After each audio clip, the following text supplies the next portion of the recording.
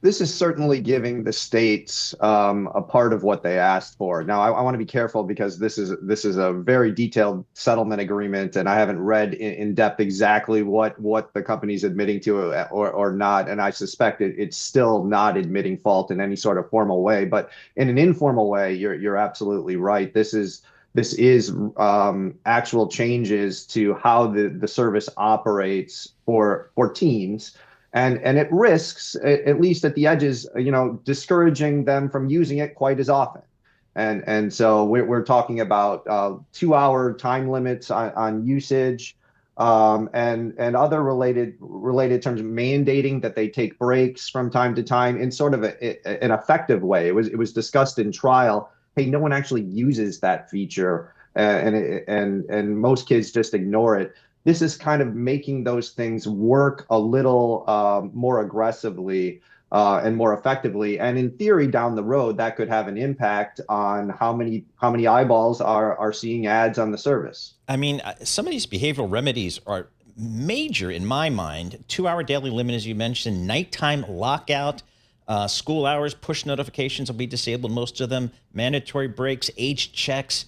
I mean, these are significant behavioral changes. I would think, I would think this would have a material impact kind of the company's operations. I think it's a longer term impact because one thing that was looked at in the case is what percentage of the company's revenue actually comes from these teens and even younger than teens under 13. It was a relatively small amount in terms of right now how much revenue are we getting from them.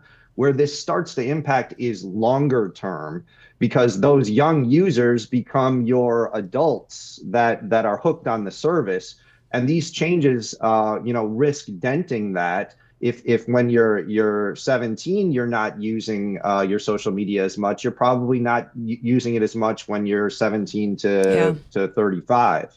No, that's a really important point. I think about my son who's 20 and is always scrolling on these social media services. And, he's not going to have to be subject to any of these restrictions, but, he's hooked in there completely. So, Matt, question. The changes that Meta agreed to make are good for 10 years. Why is there this time limit?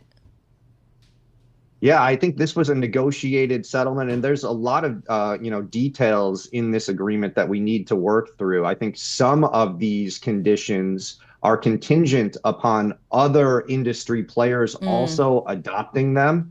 So that you're right to point out the time limit, but there's also some of the strictest versions of this may not apply if TikTok or other peers don't adopt them. So there's a lot of close reading we need to do on exactly how this works. And all of this, of course, is in addition to the monetary terms and the broader litigation. This is just one piece of a multi-layered piece of litigation facing the company.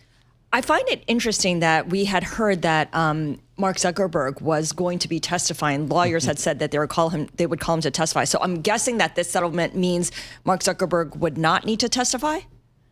That's what I would expect. So the parties filed this consent judgment before the court this morning.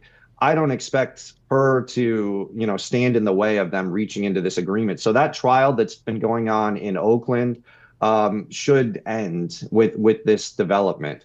What it won't stop is other cases brought by school districts. There's over 1,200 school districts across the United States that are suing Meta on that basis. There are personal injury lawsuits, individuals who say they're harmed and they're suing the company. All of that continues and doesn't seem to be displaced by this agreement, but that's a little bit down the road. That's not this trial that's ongoing in Oakland right now. That one should come to an end. So Zuckerberg should be off the hook, at least in the near term.